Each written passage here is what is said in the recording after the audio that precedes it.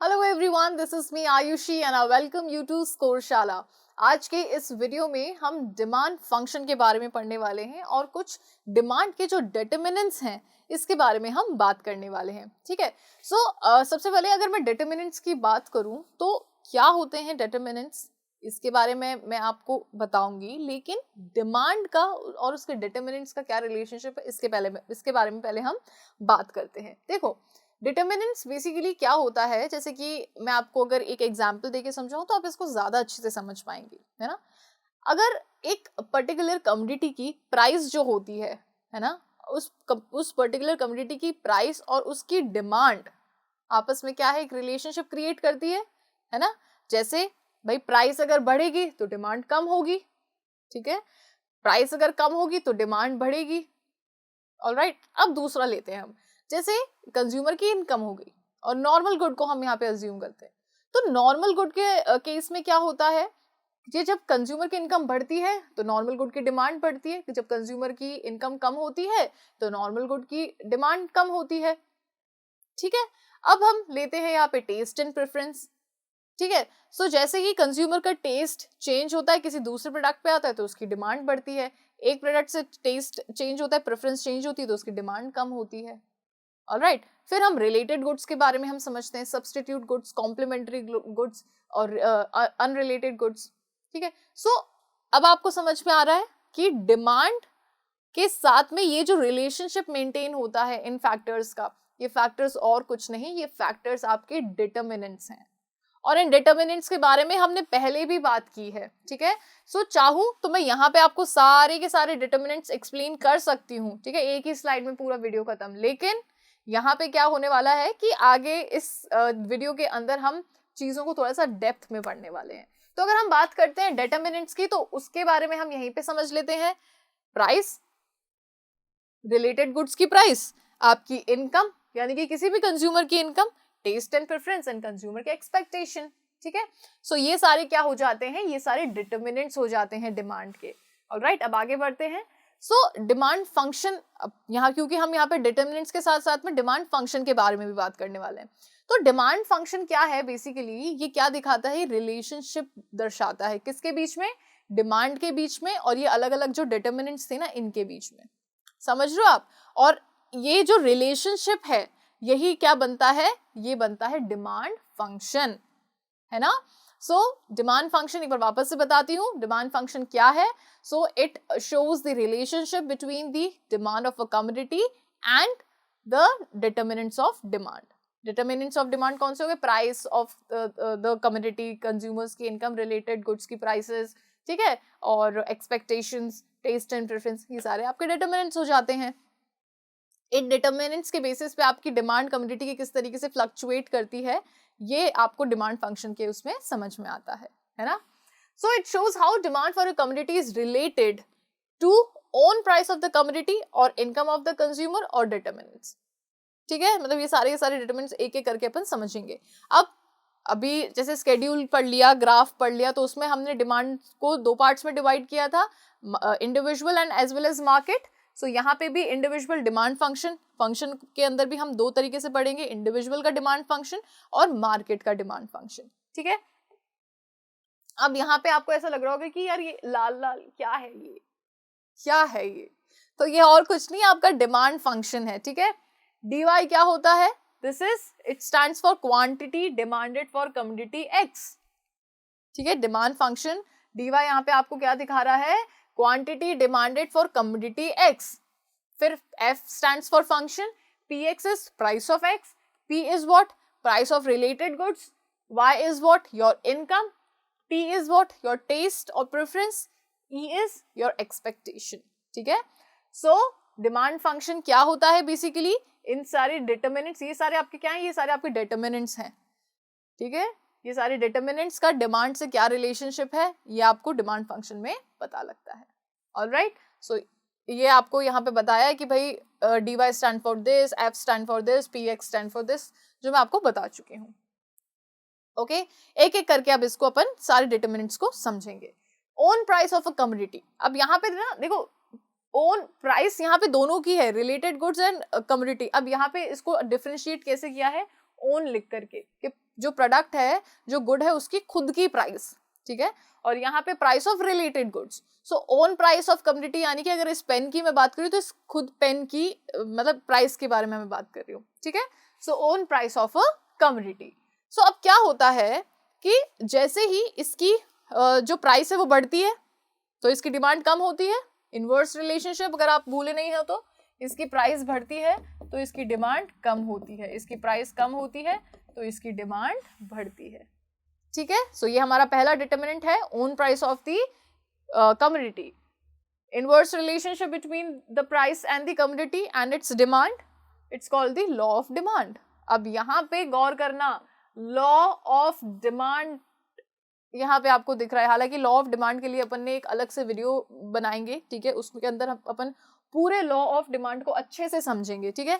लेकिन यहाँ पे मैं आपको बता दे रही हूँ कि ये जो इनवर्स रिलेशनशिप अभी तक अपन पढ़ते आए हैं ना, प्राइस में और कमोडिटी की जो क्वांटिटी डिमांडेड है, ये बेसिकली क्या होता है, ये हमारा लॉ ऑफ डिमांड होता है, ठीक है। इसको डिटेल में आगे अपन बात करेंगे। फिर दूसरा डिटर्मिनेंट होता है आपका related goods, price of related goods. Related goods को अगर आप नहीं भूले, अपन ने 3 तरीके के गुड्स पढ़े थे, सब्स्टिट्यूट, है ना, कॉम्प्लीमेंट्री, और तीसरा जो कि यहाँ पे नहीं है, अनरिलेटेड गुड्स। वो इतना इंपॉर्टेंट है भी नहीं, मोस्टली तो क्या होता है कि यही दोनों गुड्स ज्यादा इंपॉर्टेंट होते हैं, तो इन्हीं के बारे में हम काफी बार बात करते हैं। देखो सब्स्टिट्यूट गुड्स में अपन को पता है क्या होता है कि जैसे एक गुड की प्राइस अगर बढ़ती है तो दूसरे गुड की डिमांड बढ़ जाती है, ठीक है। एक गुड की अगर प्राइस कम होती है तो दूसरे गुड की जो डिमांड है वो कम हो जाती है, क्योंकि सब लोग यहाँ पे स्विच कर जाते हैं, ठीक है। So demand for a commodity is also influenced by change in the price of related goods. These are of 2 types, substitute goods and complementary goods. Substitute goods जो एक की जगह पे दूसरा गुड यूज किया जाता है, सब्स्टिट्यूट गुड हो गया।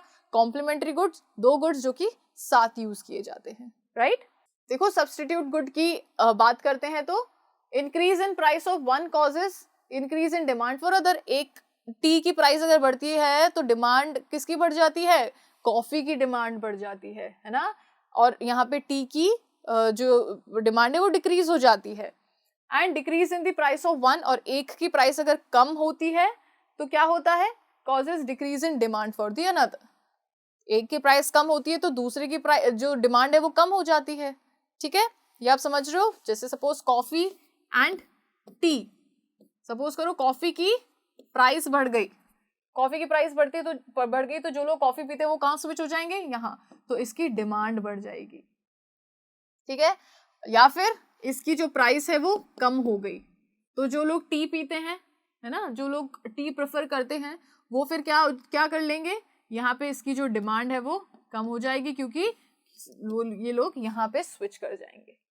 ऑलराइट, तो इसको थोड़ा सा आपको ऐसा कंफ्यूजन सा क्रिएट होगा, लेकिन इसको एग्जांपल के थ्रू आप समझोगे तो ज्यादा अच्छे से समझ में आएगा। अब देखो जैसे ना यहाँ पे ये सब्स्टिट्यूट गुड्स है, commodity X and commodity Y, ठीक है। तो ये जो गुड है, इस गुड की जो आइडेंटिटी है उस पे ना जाएं, ठीक है, सिर्फ इसको substitute as a substitute good समझें, ठीक है। सो यहाँ पे क्या है, ये 2 आई गेस विस्की है, पता नहीं, मुझे इतना नॉलेज नहीं है इन चीज़ों में। तो यहाँ पे इसकी जगह पे पीने वाला तो ये भी पी सकता है, ठीक है, या फिर इसकी जगह पे ये पी सकता है। इसकी प्राइस बढ़ेगी तो ये पीने वाले यहाँ आ जाएंगे तो इसकी डिमांड बढ़ जाएगी, या फिर इसकी प्राइस अगर कम हो गई, है ना, तो ये पीने वाले यहाँ आ जाएंगे क्योंकि ये अब सस्ते में मिलेगी, ठीक है।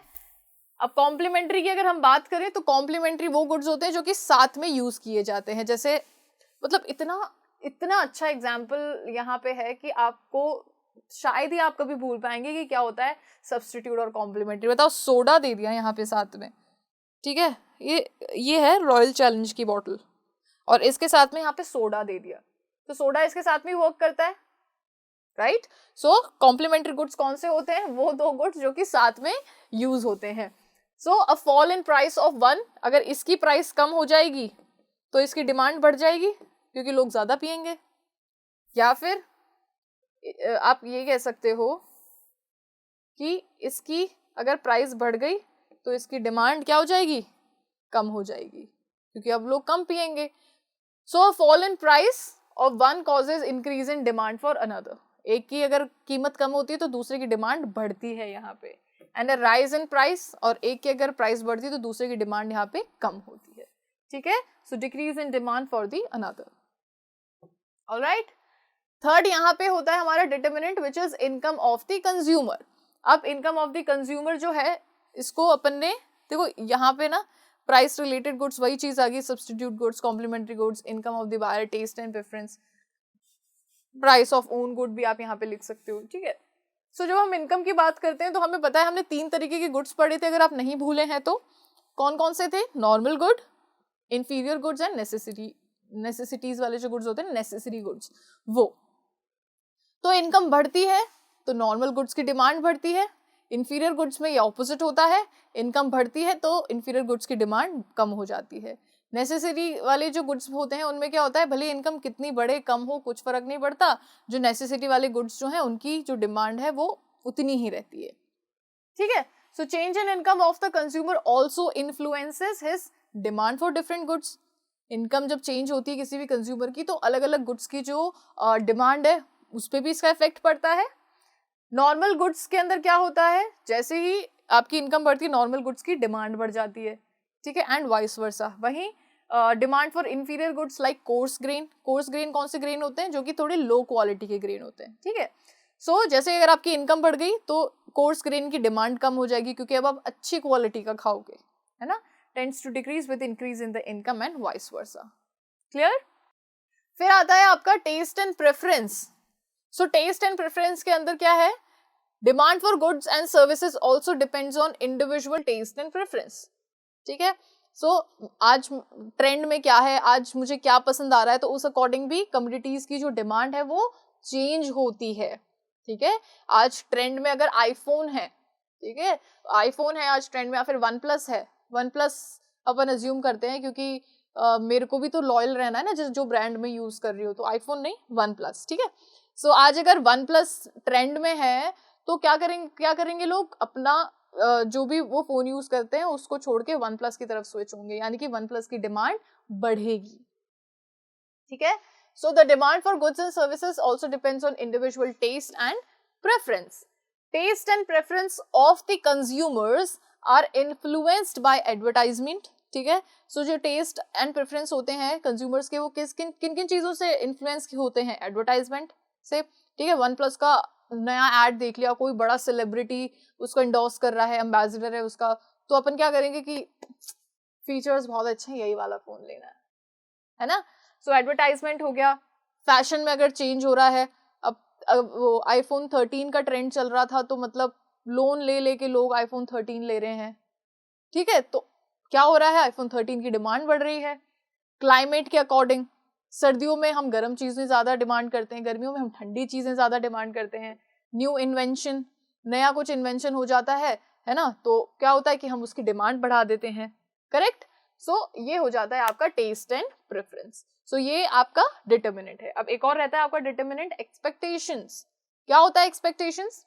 If the consumer expect a significant change in the availability of the concerned commodity in the near future, जैसे आज मुझे ऐसा लगता है कि ये जो कमोडिटी है ये सिर्फ अभी मिल रही है, ये फ्यूचर में नहीं मिलनी, ठीक है, ये खत्म हो जाएगी फ्यूचर में, तो मैं क्या करूंगी, अभी के अभी इसको डिमांड कर लूंगी।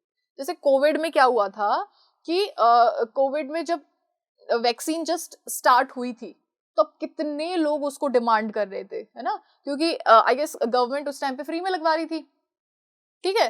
तो बहुत मतलब डिमांड कितनी ज्यादा थी। फिर क्या हुआ, धीरे धीरे जैसे ही सप्लाई होती गई तो उसकी डिमांड धीरे धीरे कम होती गई, ठीक है। लोगों को ऐसा लग रहा था ना कि भाई फ्यूचर में तो ये अभी तो चलो गवर्नमेंट फ्री में लगा रही है, फ्यूचर में क्या होगा कि इसके 700 रुपए 800 रुपए कुछ पर वैक्सीन जो चार्जेस थे वो लग जाएंगे। तो लोग क्या कर रहे थे कि यार फ्यूचर में तो मतलब नियर फ्यूचर में तो इसके पैसे लगेंगे 800, 1000 रुपए, 2000 रुपए, अभी फ्री में लगा रही है सरकार, कैंप्स लग रहे हैं तो वहां पे भागो लगवाओ, ठीक है। कोविड का भी अब इतना ध्यान नहीं रखना है, मास्क पहनो और भीड़ में चलो क्योंकि वैक्सीन लगवानी है ना। तो उस टाइम पे क्या था, एक्सपेक्टेशंस ऐसी थी कि भाई फ्यूचर में इसके पैसे बढ़ जाएंगे तो अभी अपन इसको यूज कर लेते हैं। जैसे गोल्ड होता है, तो गोल्ड में इन्वेस्ट करने वाले क्या करते हैं कि जो भी रेट चल रही है, जैसे 52, 58 जो भी रेट चल रही है, आज की रेट के हिसाब से गोल्ड लेते हैं, क्योंकि उन्हें पता है, उनको पता है एक्सपेक्टेड जो प्राइसेस हैं फ्यूचर में वो बहुत बढ़ने वाली हैं।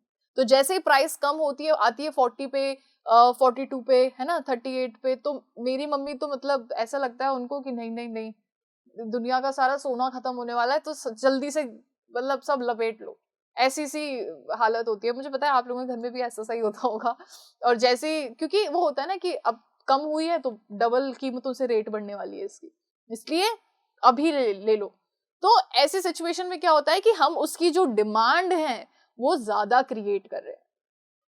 So if the consumer aspects a significant change in the availability of the concerned community in near future, he may decide to change his present demand. उसको लग रहा है कि अगर फ्यूचर में इस चीज की प्राइस बढ़ने वाली है तो अभी वो प्रेजेंटली उसकी डिमांड को वो चेंज कर देगा फॉर द कम्युनिटी। ठीक है, so particularly if the consumer fears acute shortage, अगर कंज्यूमर को ऐसा लगता है कि भाई फ्यूचर में इस चीज की बहुत शॉर्टेज होने वाली है तो अभी से ही इसको डिमांड कर लो। जैसे कोविड के टाइम पे क्या हो रहा था कि क्योंकि घर से तो बाहर निकलते नहीं थे, कुछ टाइम फिक्स हो चुका था कि भाई आप सिर्फ इतने से इतने बजे तक ही आप मार्केट जा सकते हो, बाकी फिर उसके बाद में सब बंद करना होता है। तो क्या कर रहे थे, अपन ज्यादा से ज्यादा घर में स्टॉक रख रहे थे, क्योंकि हमें पता है कि जो चीजें हैं मार्केट अब कल खुले नहीं खुले, कितने दिन खुले नहीं खुले। ठीक है, जब लॉकडाउन चल रहा था उस दौरान, तो हम क्या कर रहे थे, हम कम्युनिटीज की डिमांड ज्यादा कर रहे थे। जनरली हम एक पैकेट जैसे बिस्किट पे काम चला लेते हैं, लेकिन उस दौरान हम अगर मार्केट जा रहे हैं, क्योंकि रोज तो नहीं जाते थे, अगर मार्केट जा रहे हैं हफ्ते में एक बार, तो हम 10-10 पैकेट डिमांड कर रहे हैं, 20-20 पैकेट डिमांड कर रहे हैं, क्योंकि हमें पता है कि भाई अब कल क्या होने वाला है हमें नहीं पता। He may raises his present demand for the commodity as its existing price. ठीक है, सो जो अभी की जो डिमांड है उसको वो बढ़ा देगा कंज्यूमर। क्लियर? अब ये तो था हमारा इंडिविजुअल जो डिमांड फंक्शन है, ठीक है, वो सारे उसके डिटरमिनेंट्स थे। अब अपन मार्केट डिमांड फंक्शन की बात करते हैं। देखो, मार्केट डिमांड फंक्शन भी कुछ ऐसा ही है, इसके अंदर भी कुछ डिटरमिनेंट्स हैं, जैसे पीएक्स यानी कि प्राइस ऑफ एक्स कमोडिटी, ठीक है, price of related goods, income, taste, expectations, number of population, Y A. देखो ये दोनों जो चीजें हैं ना, ये नई एड ऑन हुई है इसमें, अभी तक तो यहाँ तक तो सही थी, सेम था। एन और वाई ए क्या है, पॉपुलेशन साइज नंबर, ठीक है, या फिर नंबर ऑफ बायर्स, और वाई ए क्या है, distribution of income. Distribution of income में क्या होता है कि जैसे सपोज करो कि अब जैसे जो अमीर लोग होते हैं ना, जो रिच सेक्शन होते हैं, उनके पास में ज्यादा अमाउंट ऑफ मनी होता है तो वो ज्यादा डिमांड क्रिएट करते हैं। जो वीकर सेक्शन होता है, जो पुअर लोग होते हैं, उनके पास में कम अमाउंट ऑफ मनी होता है, उनके पास में सोर्सेज नहीं होते हैं, तो वो कम डिमांड क्रिएट करते हैं। ठीक है, सो ये कुछ चेंजेस हैं। अब यहाँ पे भी आप देख सकते हो कि ये मार्केट डिमांड फंक्शन के ये सारे आपके डिटरमिनेंट्स हैं। क्लियर? सो एक एक डिटरमिनेंट्स आपको अच्छे से समझना है। Population size, number of buyers. So जहां पे पॉपुलेशन साइज है, नंबर ऑफ बायर्स अगर ज्यादा होंगे तो वहां पे जनरल सी बात है कि वहां पे जो डिमांड है कम्युनिटी की वो ज्यादा होगी, है ना। So demand increases with increase in the population and decreases with decrease in the population. अब डिस्ट्रीब्यूशन ऑफ इनकम के अंदर क्या है, market demand is also influenced by change in the distribution of income. ठीक है, इन दी सोसाइटी के अंदर जैसे ये इनकम का जो डिस्ट्रीब्यूशन है, इसके अंदर जो चेंज देखा जाता है, इससे डिमांड पे बहुत इफेक्ट पड़ता है ना। So if income is equitably distributed, अगर इनकम पूरी सोसाइटी में इक्वली डिस्ट्रीब्यूटेड है तो ज्यादा डिमांड होगी। अगर इनकम पूरी सोसाइटी में अच्छे से डिस्ट्रीब्यूटेड नहीं है, इक्वली डिस्ट्रीब्यूटेड नहीं है, तो वहां पे कम डिमांड होगी। क्लियर? ओके, सो ये दोनों क्योंकि अलग डिटरमिनेंट्स थे इसलिए यहाँ पे इन दोनों को बात की है, बाकी तो आपके सेम ही है। क्लियर?